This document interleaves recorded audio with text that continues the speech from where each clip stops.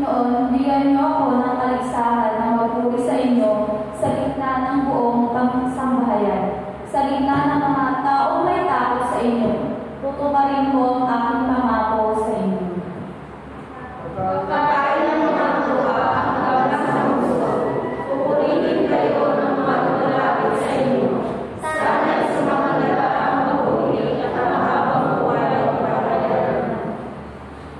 Panginoon, maaalala kayo ng mga tao sa buong mundo at sila'y manunumbalik at sasamba sa inyo sapagkat kayo ang hari at mamumusalita.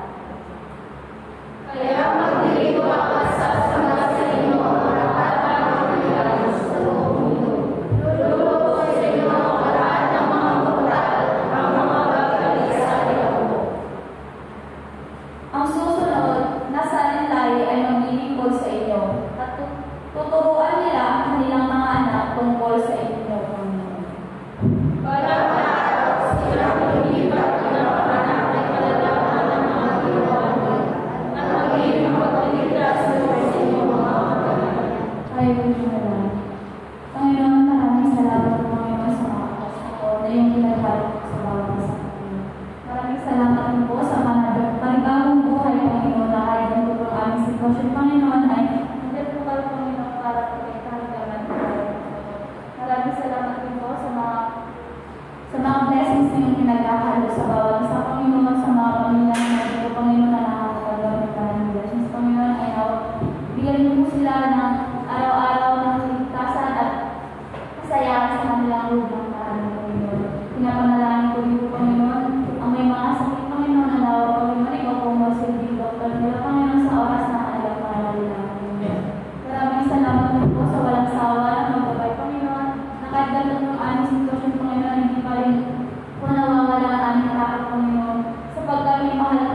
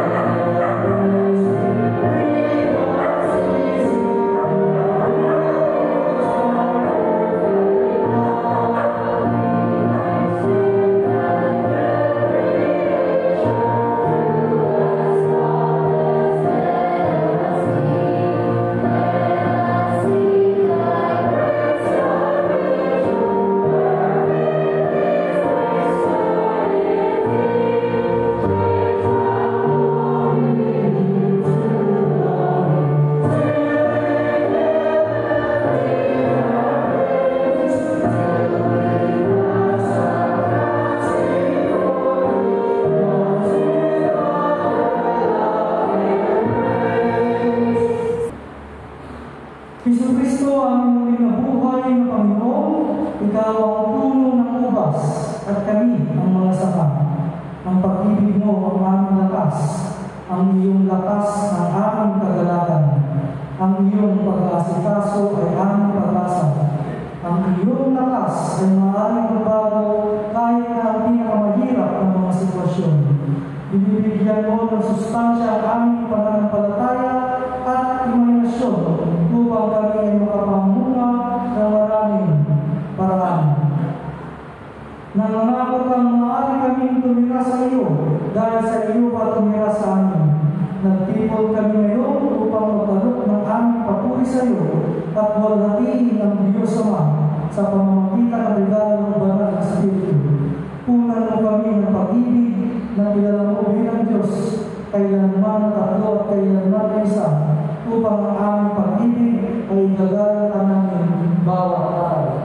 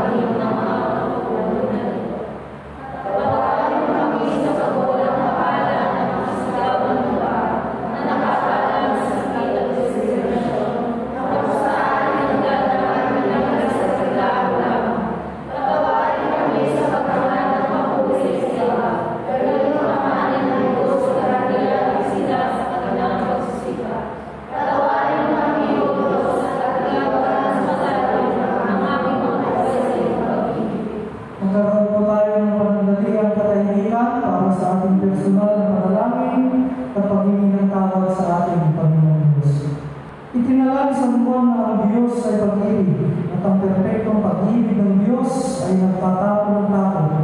Mga kaibigan, ipinangako sa atin na ang mga mananatili sa pag-ibig ay mananatili sa Diyos at ang Diyos ay mananatili sa kanila. Kunin ang iyong pag-asa sa magandang balikan nito. Ang perpektong pag-ibig ng Diyos ay mananaan sa iyo sa pamamagitan ng Jesucristo na ating Panginoon. Ang pagbasa ng banal na kasulatan. Mga Gawa 8, verse 26 to 40. Si Felipe at ang opisyal ng taga-Ethiopia, may isang anghel ng Panginoon na nagsabi kay Felipe, pumunta ka agad sa timog at sundan ang daan na mula sa Jerusalem, papuntang Gaza. Ang daan iyon ay bihira na lang daanan. Kaya si Felipe at doon ay nakita niya ang taong taga-Ethiopia. Pauwi na ito galing sa Jerusalem kung saan siya sumamba sa Diyos. Mataas ang kanyang tungkulin dahil siya ang pinagkakatiwalaan ng kayamanan ng Candice. Ang Candice ay reyna ng Ethiopia. Nakasakay siya sa kanyang karwahe at nagbabasa ng aklat ni Propeta Isaias. Sinabi ng banal na Espiritu kay Felipe, puntahan mo at makisabay ka sa kanyang karwahe. Kaya tumakbo si Felipe at inabutan niya ang karwahe. Narinig niya nagbabasa ang opisyal ng aklat ni Propeta Isaias. Tinanong siya ni Felipe kung nauunawaan niya ang kanyang binabasa. Sumagot ang opisyal, hindi nga eh, paano mauunawaan kung wala namang mapapaliwanag sa akin? Inanyayahan niya si Felipe na sumakay sa kanyang karwahe at tumabi sa kanya. Ito ang bahagi ng kasulatan ng kanyang binasa. Hindi siya nagreklamo, katulad siya ng tupa na dinadala sa katayan, at kaya isang munting tupa na walang imig habang nilupitan. Hinamak siya at hinatulan ng hindi tama. Walang makapagsasabi tungkol sa kanyang mga lahi dahil ipinaigli ng kanyang buhay dito sa lupa. Sinabi ng opisyal kay Felipe, sabihin mo sa akin kung sino ang tinutukoy ang propeta, ang sarili ba niya o mga tao. Kaya simulat sa bahagi iyon ng kasulatan, ipinapaliwanag sa kanya ni Felipe ang magandang balita tungkol kay Jesus. Habang nagpapatuloy sila sa paglalakbay, nakarating sila sa lugar na may tubig. Sinabi ng opisyal kay Felipe, may tubig dito, may dahilan pa ba para hindi ako mabautismuhan? Sumagot si Felipe, maaari ka nang mabautismuhan kung sumasampalataya ka ng buong puso. Sumagot ang opisyal, oo, sumasampalataya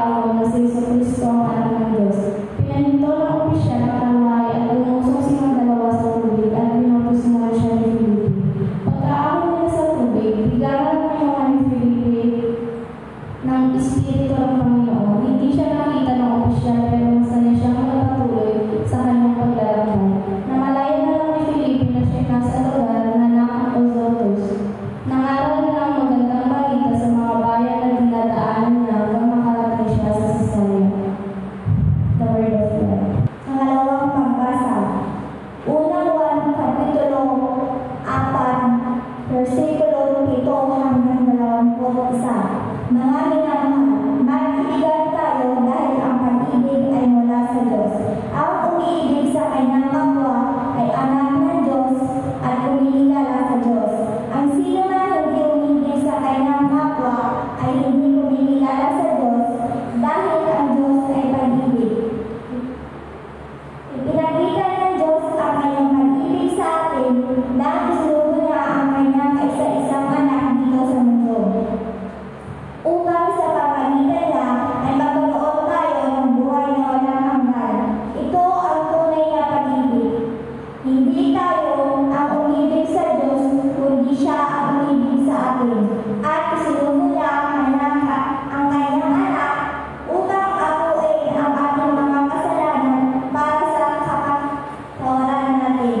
Mga minamahal, kung totoong lamang ang pag-ibig ng Diyos sa atin, nararapat dapat ibigan tayo.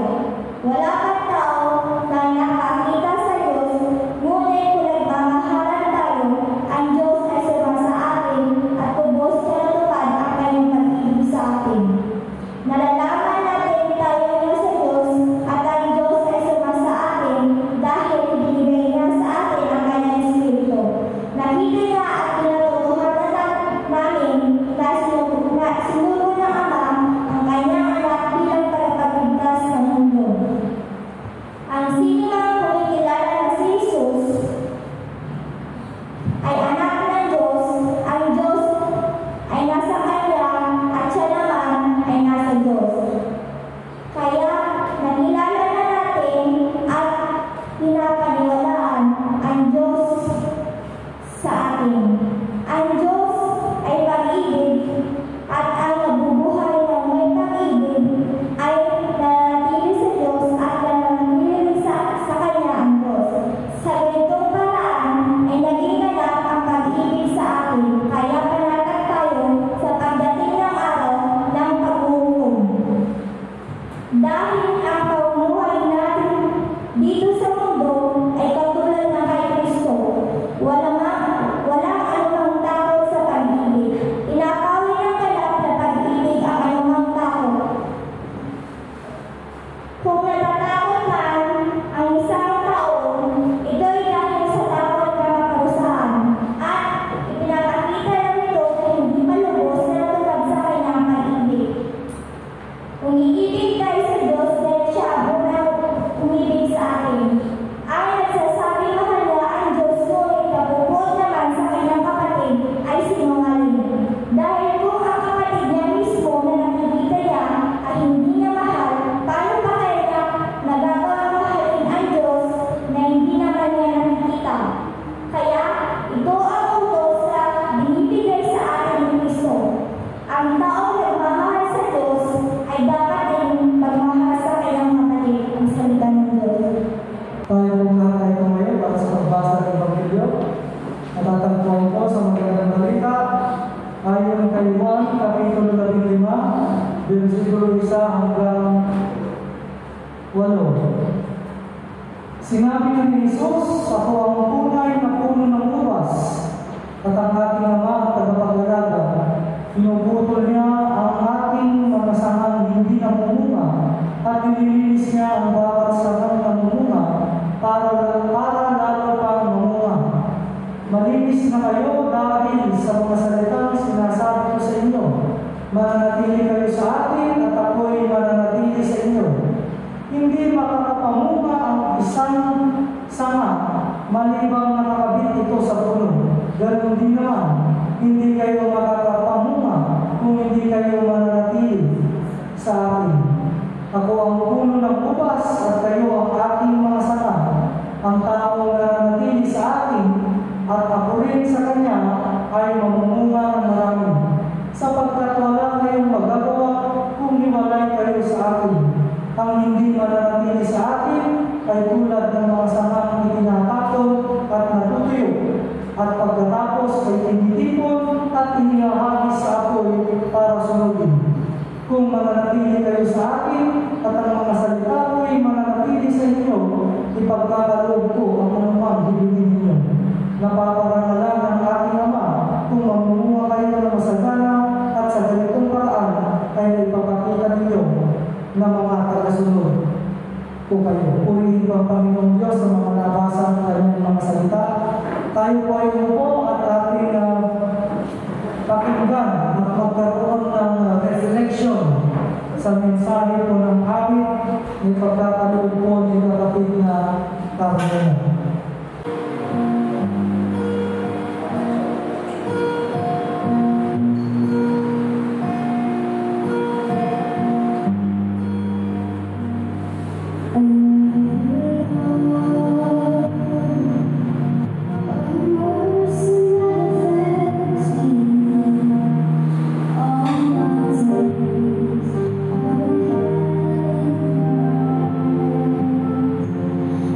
Oh,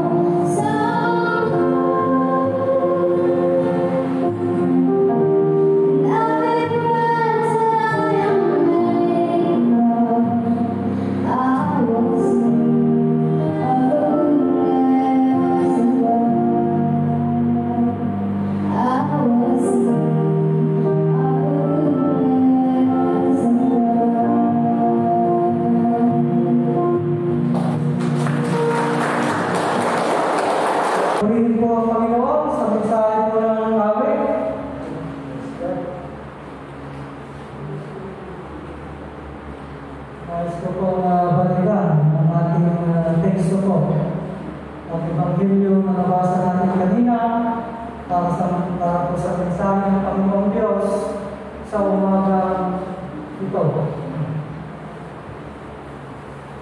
Dito po sa verse 1, ipinapakilala po ng Panginoong Jesucristo ang sarili niya bilang kaisa sa atin. Hindi niya ibinubuklog, bagkus siya yung ating nagiging source of everything. Source of life, source of provision, source of strength, source of courage, and lahat-lahat na po mga kapatid, na kung wala siya bilang pinakapuno ng upas, ay wala rin tayo bilang mga sanga ng ubas. At dito mga kapatid, ay pinapakilala rin niya ang kanyang ama na tagapag-alaga ng napakalaking ubasan na yan. Sa English, sabi ng ating Panginoong Hesus, I am the true vine, yung vineyard. Sino na po sa inyo yung nakapunta sa grape farm? Kaway-kaway po. Mga nakapunta sa grape farm. Ayun. Parang ganun po ang nais na ipakita ng ating Panginoong Jesucristo. Ano pa kung ano yung role niya sa atin, sa kanyang mga minamahal na tao. Sapagkat doon po sa bansang Israel mga kapatid, yan naman ang pinaka-common na tanim, yung mga ubas.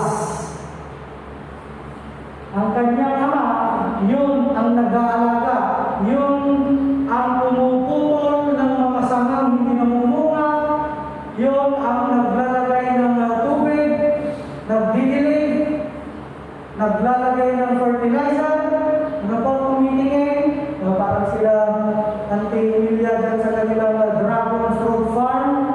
Ganon ang ginagawa ng Diyos Ama. Ano po? Ayan. Naglilinis para mamunga. Ay siyempre po, kapag alam natin ang isang bagay ay sira na, kailangan na natin itapon, parang kamatis. Pag yan sirang kamatis, ilalagay mo sa mga sariwang kamatis. Anong mangyayari sa sariwang kamatis? O sabay-sabay na silang mabubulo. Kaya sa ubasan ng mga kapatid, yung paraan nila po, pag mayroon silang nakitang mga sanga na talagang sira na, kinakat na po yun, tinatanggal, ginugunting. Kaya sa grape farm, sa mga nakakita po, maganda yung ayos niya. Hindi siya kalat-kalat. Meron siyang pattern na sinusundan. Ano po, parang dyan din po sa dragon fruit, meron din niyang pattern na susundan. Hindi pwedeng kalat-kalat, maayos. Ano po, at pagka may sirang daon, kailangan po yun ay putulin. Malinis na kayo dahil sa mga salitang sinasabi ko sa inyo. Nais ng Panginoong Jesucristo bilang siya yung pinaka-source, bilang pinaka-tangkay, bilang pinaka-puno, at tayo yung mga sanga, ay tayo ay nalinis na o nilinis na ng kanyang Ama. So God the Father has cleansed us, parang sa farm din po. Siyempre, bago mo simulang taniman niya, linisan mo muna. Ano po? Ganun ang ginawa ng Ama sa atin. Kaya naging karapat-dapat tayong magkaroon ng relasyon sa ating Panginoong Jesucristo. Sa papaanong paraan po tayo nalinisan sa mga salita na sinabi ng ating Panginoong Jesucristo, na matatagpuan na rin po natin mga kapatid sa Biblia. Ang Biblia, bagamat sa iba ay pangkaraniwang libro o aklat, ito po ang naglilinis sa puso o sa kabuuang kaluluwa ng isang tao. At ang Diyos Ama, sa tulong po ng Banal na Espiritu Santo, ang gumagawa po noon. Manatili kayo sa akin at ako'y mananatili sa inyo. Hindi makakapamunga isang sanga malibang nakakabit ito sa puno. Obvious naman po mga kapatid na isang tangkay dapat nakadikit sa main branch. Ano po? Main tree para para ito ay mamunga, sapagkat sa main branch, doon nagmumula yung provision. Doon nagmumula yung mga sustansya. At yung main branch, doon sa ugat niya, yung sumisiksik ng tubig, lahat ng pagkain, lahat ng pangangailangan ng isang tangkay para magkaroon ng dahon, para magkaroon ng bunga, ay dumadaan sa branch, sa pinaka-branch, o pinaka-trunk, pinaka-katawan ng puno. At ang sinasabi ng ating Panginoong Jesucristo doon, kung gusto natin mamunga, katulad ng isang healthy na ubasan, ay kailangan natin manatili sa relasyon sa ating Panginoong Diyos. Amin po ba? So, ibig sabihin, mga kapatid, ang sanga kasi hindi naman yan, wala naman yung freedom, wala naman yung free will, hindi naman yan makakapili. Halimbawa, yung panggasan ko, hindi naman niya masasabi, yung tangkay, ako na tangkay, ay aalis na ako sa pulong ito. Hindi naman pwedeng ganon. Pero tayo kasi mga kapatid, meron tayong freedom of choice. Pwede natin piliin na manatili sa relasyon sa ating Panginoong Diyos, at pwede rin natin piliin na humiwalay. O sa umpisa pa lamang ay huwag na makipagrelasyon pa. Ano po ba yung advantage? Kapag tayo ay nanatili o nakipagrelasyon sa ating Panginoong Jesucristo, aalagaan din po tayo ng Diyos Ama at ng Banal na Espiritu, at siya bilang ating source, ang ating Panginoong Jesucristo, ang magbibigay lahat ng pangangailangan ng isang tao para siya ay mabuhay dito sa mundo. Amin po. Yun ang requirement ng ating Panginoong Jesucristo. Sabi na dito, hindi kayo makakapamunga kung hindi kayo mananatili sa akin. Ano ba ang bunga na tinutukoy ng ating Panginoong Jesucristo? Ang bunga na tinutukoy po niya, ito yung makikita natin sa Galatians, kung hindi ako nagkakamali. The fruits of the Holy Spirit, love, patience, kindness, generosity, and so on and so forth. Yung tinutukoy po niyang bunga, mga kapatid, hindi yung material na bagay na kung anong meron ka ngayon. Hindi po, bagkus yung karakter mo, yung attitude mo, yung pag-uugali mo, yung ang bunga na sinasabi ng ating Panginoong Jesucristo. Ano po? Para ikaw ay matutunan mong magmahal, kailangan mo magkaroon ng relasyon sa Panginoong Diyos. Sapagkat ang Diyos mismo, ang ating Panginoong Jesucristo, ang siyang magtuturo sa iyo kung paano nga ba ang pagmamahal. Ano po? Kasi napakarami pong klase ng pagmamahal. Ang pagmamahal na sinasabi ng ating Panginoong Jesucristo ay in the form of sacrifice. Kasi sa ating mga kapatid, marami tayong narinig na mahal kita, mahal ka niya, pero hindi mo naman nararamdaman o hindi mo naman nakikita. Isa lang ang ibig sabihin nun, hindi kasi yung tunay na pagmamahal. Pero kung iyang pagmamahal na yan ay nagmumula sa ating Panginoong Diyos, siguradong nakikita yan at nararamdaman. Amin po mga kapatid. Kaya tayo, babantayan natin yung prutas natin, yung karakter natin bilang tao. Yun ang mahalaga sa mata ng ating Panginoong Diyos. Kung itutuloy natin mga kapatid, pareho din po yung kanyang sinabi dito, yung relasyon ng sanga, tayo, papunta sa kanya, puno, ang ating Panginoong Jesucristo. Ito ang medyo nakakatakot mga kapatid. Ayan. Sapagkat wala kayong magagawa kung hiwalay kayo sa akin. Sinasabi na po ng ating Panginoong Jesucristo. Sabi nga po, kung hindi ako nagkakamali kung si Apostol Pablo yun o sa book of James o Hebrews, without faith, it is impossible to please God. Without faith, it is impossible to please God. Faith means relationship with God. Kung wala kang relationship sa Panginoong Diyos, ano man ang gawin mo sa mata niya, walang kabuluhan. Kahit mag-set up ka pa ng community pantry dyan sa harap. Pero kung ang puso mo naman ay wala ang Panginoong Diyos, wala rin lang yung puntos sa kanyang mga mata. Kaya napakahalaga po ang pakikipagrelasyon sa ating Panginoon Diyos. Tandaan po natin yung term na pakikipagrelasyon.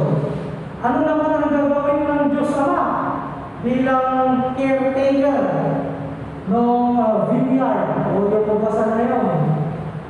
Ang hindi mananatili sa akin ay tulad ng mga sanga, itinatapon at natuyo, at pagkatapos ay tinitipon at inihahagis sa apoy para sunugin. Napakabigat mga kapatid.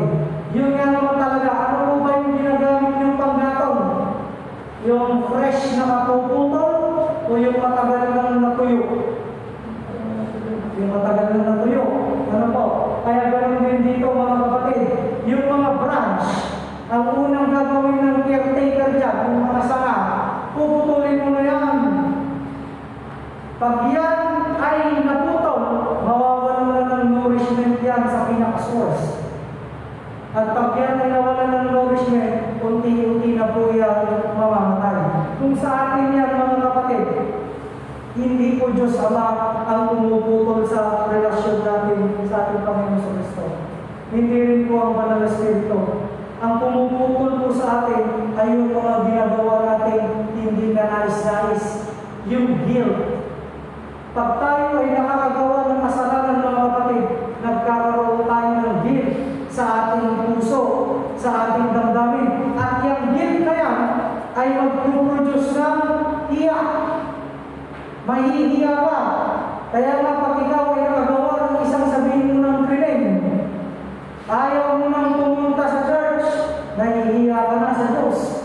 Ayaw mo na rin manalangin kasi napakabigat sa tingin mo ang nagawa mong kasalanan. At yung bagay na yun, yung pag-iisip mo yun, at yung guilt na nararamdaman mo, unti-unti ay hihiwalay ka na sa relasyon mo sa ating Panginoon Diyos.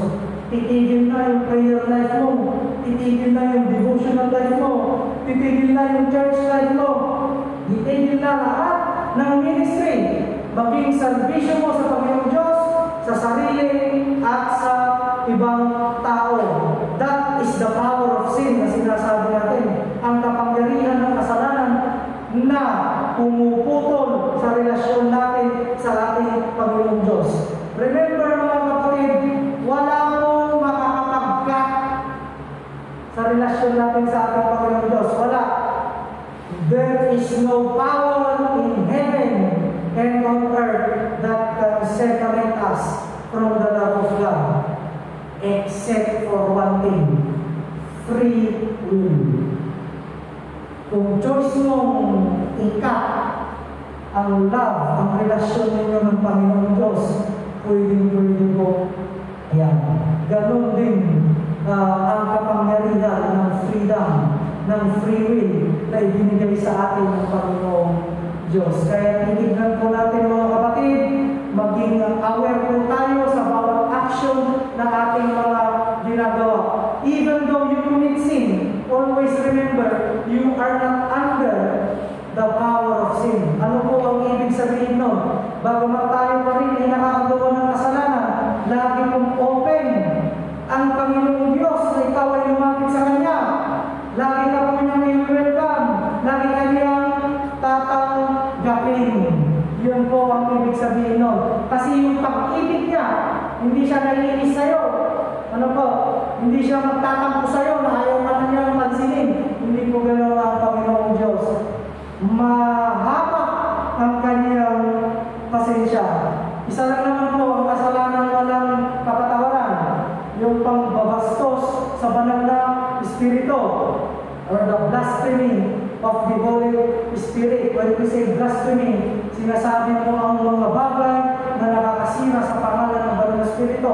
mga bagay, minamaniit mo yung kakayahan ng banal na Espiritu. Yun ang sinasabi ni Jesus na kasalanan walang kapatawaran. The rest, meron even murder, even rape, ano po, even selling dangerous drugs. Ayan, ang tatanda natin. Ano po? Lahat yan ay hindi ilalayo ng Diyos yung sarili niya pag nakagawa ka ng ganyang kasalanan. Pero hindi natin ititigil po dyan ha. Basta tatandaan nyo lang po. Ayan. So susunugin. Alam nyo na kung paano tayo susunugin. Ang kamatayan mga kapatid na tinutukoy dito, pagkatapos natin matuyo, kung sakali lang naman tayo humiwalay sa Diyos, pagkatapos tayong tinapon at tinihagi sa apoy, hindi po yung ating pisikal na pangangatawan. Ang tinutukoy na kamatayan niya is yung tinatawag natin spiritual death. We are dead by the Spirit. And when we say we are dead by the Spirit, total absence from the presence of God. Ayun.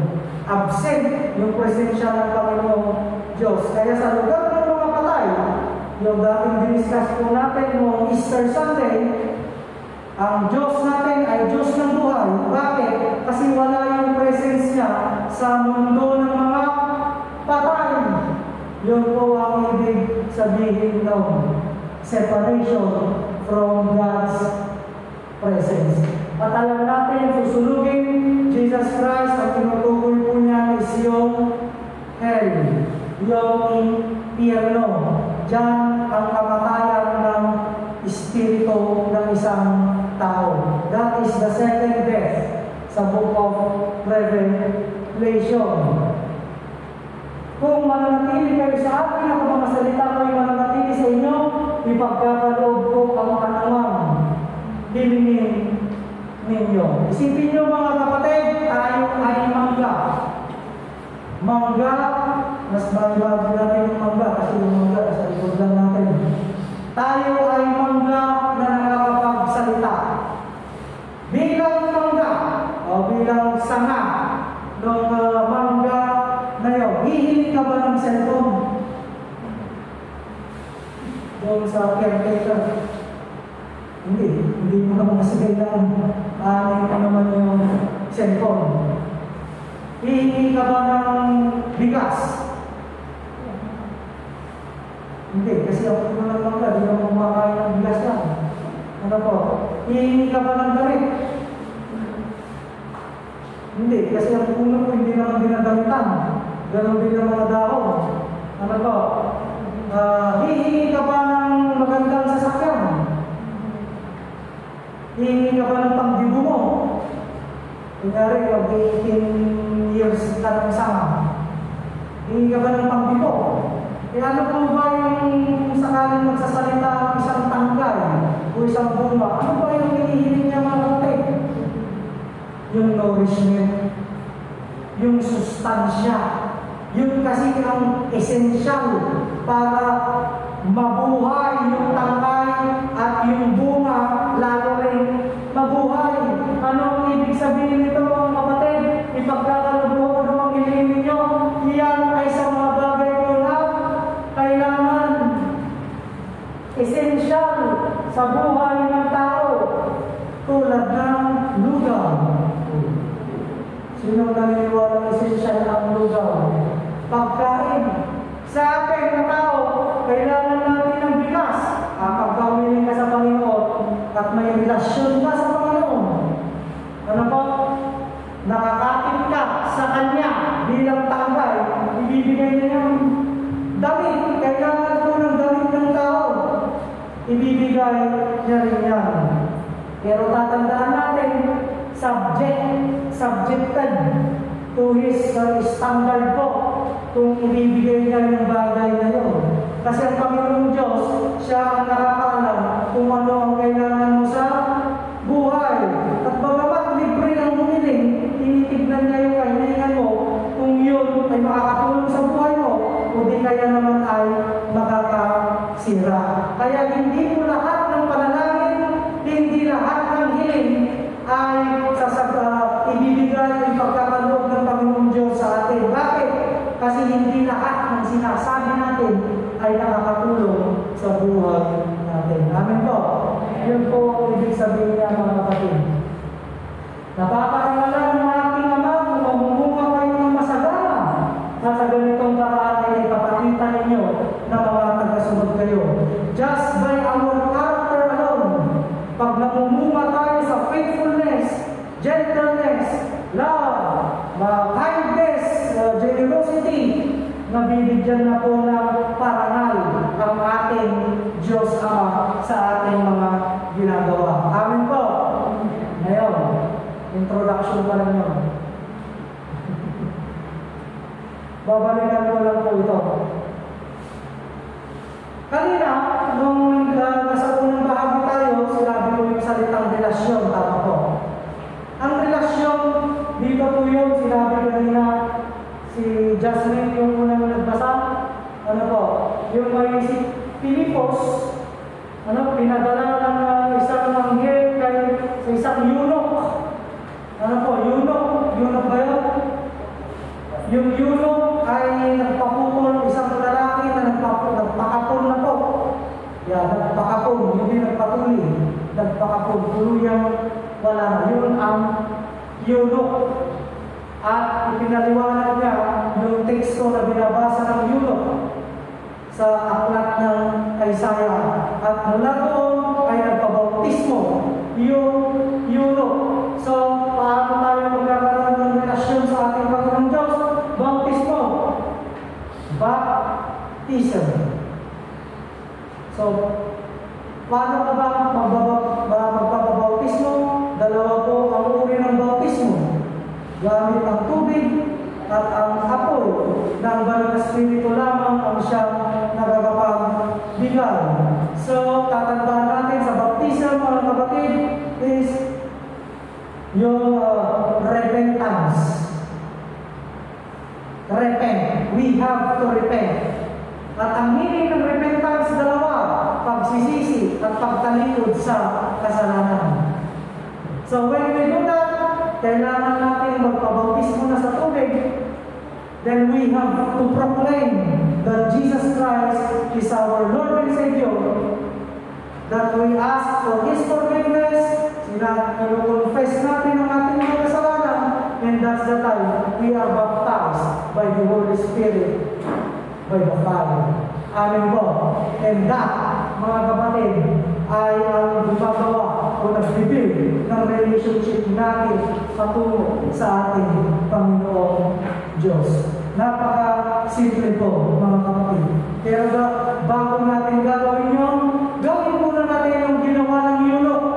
Siguraduhin natin na yung kasulatan o yung sinasabi ng ating Panginoong Diyos sa Biblia ay naiintindihan natin. Kasi bago nagpabautismo yung eunuch, ay inintindi niya muna yung sinasabi sa aklat ng Isaiah sa pamamagitan ni Pilipos. Relationship is true. Repentance, baptism, confession, and turning away from our wicked ways, ng mga masasama at maling gawa. Doon pa lang, mga kapatid, mababago na yung karakter mo. Ano po? Then, what's next? Dahil nakabuild na tayo ng relationship, tayong nasama ay dumikit na sa main branch, which is our Lord and Savior Jesus Christ, at nare-receive na natin ang nourishment na kailangan natin for this life, ay we need to spread the love. Ano po ang ibig sabihin nito? We need to act outside. Ang baptism po kasi, repentance, confession, yan ay act inside, personal. Kaya nga sinasabi natin, personal relationship with our Lord and Savior Jesus Christ. But dito sa 1 John chapter 4, verses 7 to 21, act outside. Ano yung tinutukoy dito? Loving your neighbor. Mahalin mo ang iyong kapwa. Kung ikaw, sabi kanina na nagsasabi, na mahal mo ang Diyos, pero hindi mo naman magawang mahalin ang iyong kapatid, ay nagsisinungaling ka. Paano mo mamahalin ang isang nilalang na hindi mo nakikita? Eh doon pa lamang sa kapatid na nakikita mo, hindi mo na magawang atin. So this scripture talks about our actions rooted from love. Kaya nga po yung ating kautusan ko ng ating Panginoong Jesucristo, mahalin mo ang iyong Diyos ng buong puso, isip, kaluluwa at lakas, at mahalin mo ang iyong kapwa tulad ng pagmamahal mo sa iyong sarili. Yun ang mga bagay na kailangan po natin tandaan. Makipagrelasyon ka sa Panginoong Diyos through baptism, confession, repentance, and acceptance. Ito pala, accept Him as your Lord and Savior, then let God work out your character. Let God nourish you. Let God give you spiritual empowerment. Ano po? Then use that to spread God's presence toward others. Spread the love, for God is love. Sa ngalan naman ng anak at ng Espiritu. Amen. Habang nabubuhat ang panahon ng Pasko ng pagkabuhay ng mga regalo ng tagsiburos kundi sa paligid natin ang pagpapaalala sa atin ng pagkabigay ng Diyos kay Kristo at ang paglikha. Habang ipinapakita natin ang mga regalo sa Diyos, naway maipakita rin natin ang bigay kabutihan ng Diyos sa sumaatin at sa kasambabasa. Masawagan ng buhay Kristo. Sumasampalataya ako sa Diyos na ang pagkakita sa lahat, ang ligawa ng langit at lupa. Sumasampalataya ako sa Jesus, iisang anak ng Diyos, ang Panginoon nating lahat, nagdalawang tao siya sa pamamagitan ng Espiritu Santo, ipinanganak ng Virgin Maria, pinagkalakap sa ilalim ni Poncio Pilato, ipinanganak sa krus ng kapal ng inibig,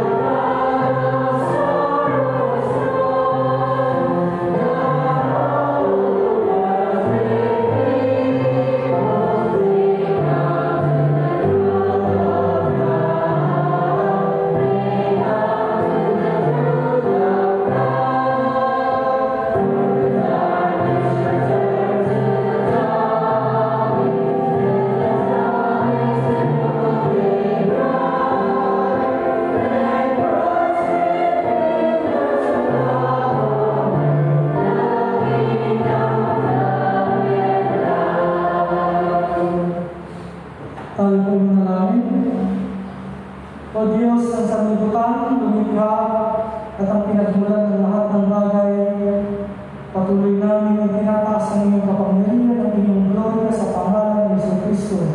At lubos po kami nagpapasalamat sa iyong binuhos ng grasya, bagamat hindi namin ito deserve. Salamat o Diyos sa inyong pag-ibig para sa aming lahat. Panginoon, sa aming koneksyon sa inyo, ay tulungan niyo pa po kami mas mapalalim ang aming pananampalataya, ang aming relasyon sa inyo, nang sa gayon, kailanman hindi kami hihiwalay anuman ang mangyari. Tulungan niyo rin po, Panginoon, kami ay magbunga pa ng magagandang bukas sa aming karakter, sa aming buhay, sa aming pakikipagkapwa, sa tulong ng banal na Espiritu Santo. Panginoon, kami ay patuloy na lumalapit sa inyo sa proteksyon, sa gabay, at sa paglayo sa bawat isa sa amin sa mga nakakamatay na sakit, na kamatay na deadly virus, ang coronavirus. O Lord, the Holy Spirit, I come into your presence right now to request out of your grace, out of your love, to protect these people from the coronavirus. At kung mayroon man o Diyos sa may COVID, I am casting you out, the coronavirus, in the name of Jesus Christ. Leave these people alone in the name of Jesus Christ. And we are praying and asking for healing upon healing for each and every one of these people in the name of Jesus Christ. Panginoon, sa bawat pangailangan nila, sa kanilang mga buhay, sa kanilang mga trabaho, kanilang mga ginagawa, kayo po nawa ang magbigay nito, Panginoon. Kayo po nawa ang mag-direct sa bawat buhay namin. Nung sa gayon, kailanman hindi kami mawawala. Mulit-muli kami ay lubos na nagpapasalamat. At ganoon din po, Panginoon, sa mga ginamit ninyong mga tao upang ipatayo po ang Children Hall Santo. Salamat din po sa mga bagong kaluluwa na inyong ginawag upang makapag-worship kasama po namin sa inyong tahanan ito. Tanggapin po natin, mga kapatid, na walang hanggang grasya, pagmamahal, proteksyon at pagkikipagrelasyon ng ating Panginoong Diyos sama sa Anak at sa Banal na Espiritu sa pangalan ni Jesucristo. Amen. Amen. Amen. Ngayon update sa Children Hall na ating pinagtutulong-tulungan sa likod, last of May 1, 2021. So, ganito po yung magiging itsura ng ating Children Hall. Pareho rin po sa church natin sa luma. Ayun, yung stand po niya. 4x7 ang sukat. Ganun din. Multi-purpose hall. Ayan po.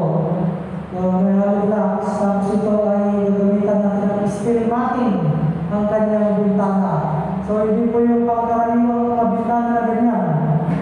Steel matting po siya. Para maganda yung hangin at lalagyan na lang ng tulda o panahon ng kabulan. Ayan. So, 4x7 po ang sukat natin. Aming poste. So, last week, nagbigay tayo ng una natin update. Ngayon ay pangalawang update. So, naitayo na po natin ng mga poste. Nag-give po tayo ng poste noong inilagay na yung bakal ng mga poste noong Huwebes. Ayan po. So, sunod, tapos noong Biyernes, tumigas na yung poste, yung simento ng posting bakal, at naglagay na rin ang abang para sa ating hollow blocks ng kanyang dingding. Ayan po, mga abang, Biyernes. Ayan. Nitong Sabado, kahapon po. Yung unang side, hindi ko natin bisitahin sa mga hindi na nakakita, ay unti-unti natin pong itatayo ang kanyang dingding. Ang halog na. Praise the Lord po. Parang natin ang kanyang.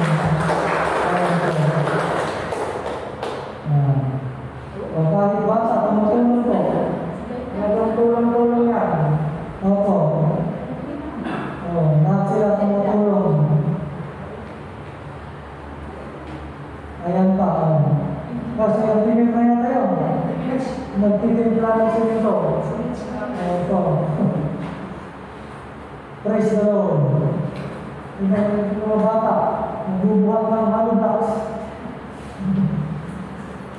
Ayan.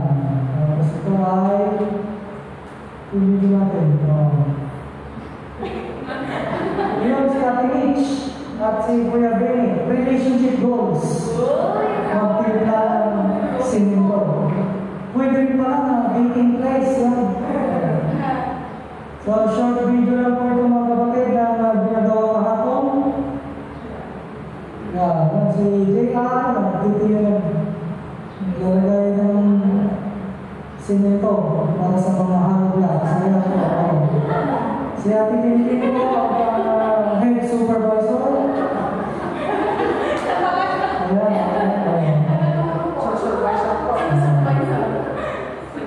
Ayun ang ating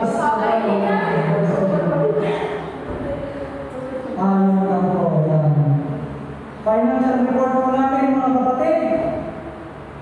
As of now, as of May 1, ito po ang mga donasyon na ating natanggap. Habong Church Young People, 5,000. Alam niyo po kung saan galing yan, sa pagbibenta po ng itlog. Noong Easter Sunday nila. Si Miss Kapia Takiban, yan. 10,000. Si Kapia po ay makakapaglahat na natin ito pala. Yung iba. Yan, nasa po siya ngayon, Thailand. Retired teacher din po, retired professor po. Si Auntie Mary Takiban, 5,000 from Canton, Ilocos. Yan, retired nurse. Si Auntie Dorcas Wright, nasa Canada po ngayon. Still working, kahit 60 plus na. Si Auntie Aning Valesca, 5,000 from Baguio. Si Ate Joanna Tolentino po, working po siya nasa Singapore. Ngayon po. Si Pastor Jason Lee, and her family po, 16,000. Si Auntie Marilina Takiba, nasa Canada din po. Nagpadala po kasi ng $500 na yata. So yan yung natanggap ko po, base sa aking bank account. 18,526.25. Total po, 69,526.25. Praise the Lord po.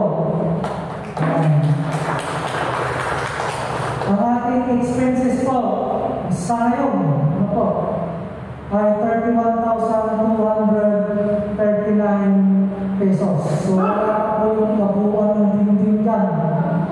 Nasa unang ito, nakakatong pa lang po ng dingding ang ating expenses. Original na plano po kasi natin, walang dingding.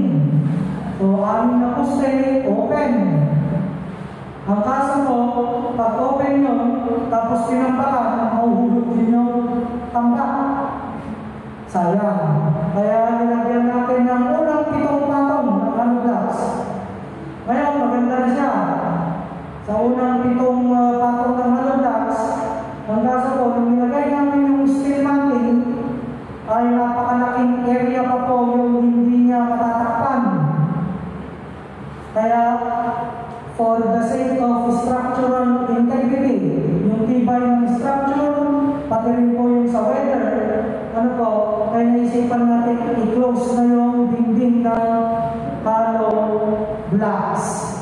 Yung initial na estimate natin na open ay nasa 40,000. Ngayon, na itataas na natin mga kapatid, sa huling kwenta namin ni Ate Mitch, wala pa pong bumong, may sasara lang yan ng dingding, may opening ng pinto, mayroong steel mating, ang matitira po sa balance ay 5,000 pesos.